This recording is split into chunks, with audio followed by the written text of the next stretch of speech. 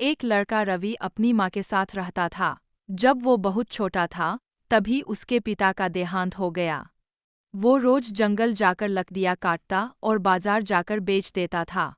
वो रोज सुबह जल्दी उठता और जंगल की ओर चल पड़ता, लकड़ियाँ इकट्ठी करता और उन्हें बाजार में बेचकर कुछ पैसे लाता।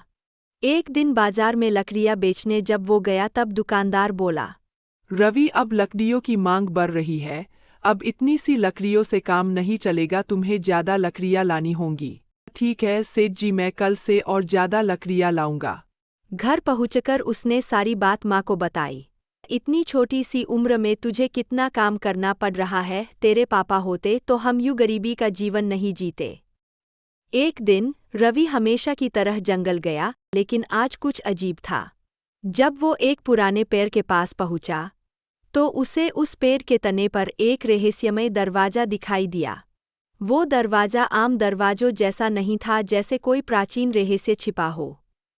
रवि डरते हुए पास गया और जैसे ही उसने दरवाजा खोला, अंदर अंधेरा ही अंधेरा था। रवि हिम्मत करके अंदर गया। रवि एक नए गांव में पहुंच गया। वहां सब कुछ अलग था। रवि अचंभित होकर घूम ही रहा था कि उसने एक आवाज सुनी, बचाओ, कोई है क्या? रवि दौड़ता हुआ आवाज की तरफ गया तो देखा एक आदमी गहरे गड्ढे में गिरा है। रवि ने उसे खींचकर बाहर निकाला। वो आदमी बहुत खुश हुआ। उस आदमी ने रवि का धन्यवाद किया और रवि ने जादुई दरवाजे के बारे में बताया। उस आदमी ने कहा, वो एक जादुई दरवाजा है जो केवल 10 दिनों के बाद ही खुलता है। तू बहुत नेक है। मैं तुझे एक वरदान देता हूँ। उसने रवि को एक जादुई डंडा दिया और कहा, जब भी तू बोलेगा डंडा लकड़ी बना, तो ये डंडा जितनी चाहे उतनी लकड़ियाँ बना देगा। रवि ने धन्यवाद कहा और आगे बढ़ गया। कुछ दूर चलने पर रवि को एक बूढ़ी महिला मिली जो बहुत दुखी लग रही थी। बेटा, मेरे घर की सारी लकड़ियाँ खत्म हो गई है। अब चूल्हा कैसे जलाऊं? रवि ने तुरंत जादुई डंडा निकाला और कहा, डंडा लकड़ी बना, और झटपट ढेर सारी लकड़ियाँ तैयार हो गईं। बेटा, तू बहुत दयालु है। मैं तुझे ये जादुई कटोरा देती हूँ। इसमें तू जो भी खाना मांगेगा वो तुरंत हाजिर हो जाएगा। रवि ने हाथ जोड़कर आशीर्वाद लिया और कटोरा लेकर दरवाजे से वापस अपने असली गांव आ गया।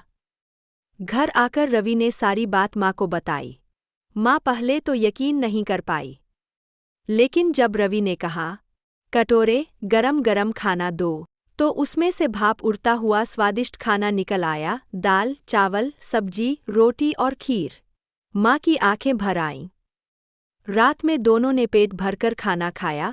अगली सुबह रवि ने फिर से जादुई डंडे से ढेर सारी लकड़ियाँ बनाईं, गट्ठरों में बांधा और बाजार में बेचने गया।